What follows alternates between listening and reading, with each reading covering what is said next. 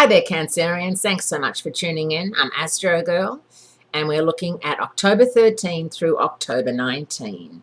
And after last week's full moon and total lunar eclipse in Aries, which was a doozy, along with Mercury still retrograde in Libra, your fourth house of home and family, this week is a much nicer, calmer, easy week. Last week really was one of those weeks when a lot of people seem to be having a lot of trouble. I noticed a lot of people's cars broke down. A lot of people were having trouble with their iPhones. But then again, they did launch the new iPhone here in America right when Mercury went out of phase. So obviously, someone at Apple doesn't know astrology because they've had nothing but problems with the new iPhone 6.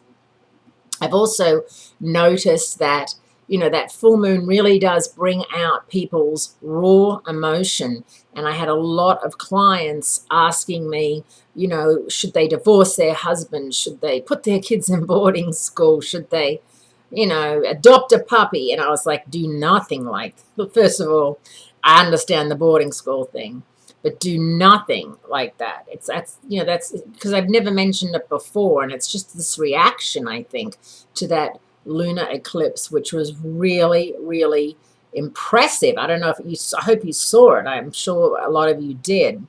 Keeping in mind that along with Mercury retrograde in Libra, the Aries Libra thing, because they're opposite signs, relationships versus me first. Aries is the me first sign of the zodiac. Libra is the relationship sign. So you can see where people are vying for what's best for me, what's best for everybody else involved. And whether or not what sign you are, makes you determine how you feel about that. So this week is a lot calmer, thank goodness. And we do have some scuffling between the moon and Uranus, which of course Uranus is in Aries. And on Monday, October 13, the Libra sun makes an interesting trine with the Gemini moon, making it easy to fuse what's trendy with what's conventional. The next day, the Cancer moon squares Uranus, setting off another battle between the past and the future. So because of Mercury retrograde, we're rehashing the past.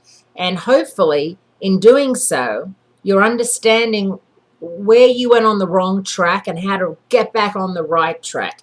I always like the saying, you've got to stay in your own lane.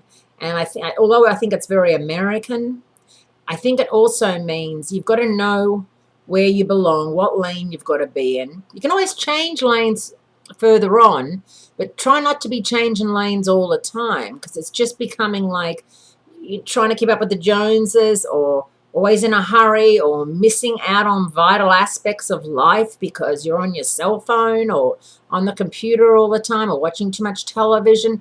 It all gets back to, where do you see yourself? We're coming towards the end of 2014. By the time Mercury goes forward, it's going to be November. So we're getting towards the finishing line. And what do you want to do to end this year on? What note and what lane do you want to be in? Some food for thought.